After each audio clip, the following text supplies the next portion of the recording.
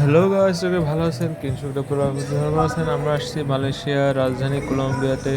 এটি 1896 সালে ক্লং আর কং নদীর সমস্থানে 3 খননের বস্তু সমৃদ্ধ করা হয়েছে। এটা ব্রিটিশ আমলের মালয় ফেডারেশন হিসেবে কেন্দ্র গ্রহণ করে। এটা দক্ষিণ পূর্ব মালয়েশিয়ার মধ্যে সীমাবদ্ধ এক দেশ।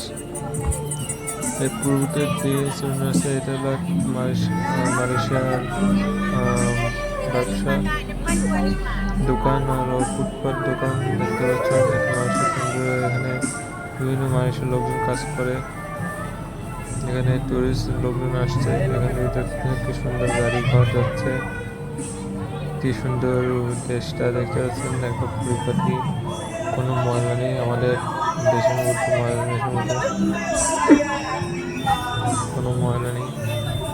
আমাদের দেশে ময়লা আছে কিনা বলে বসে খুব পরিষ্কার, কোনো ময়লা দেখতেছি না।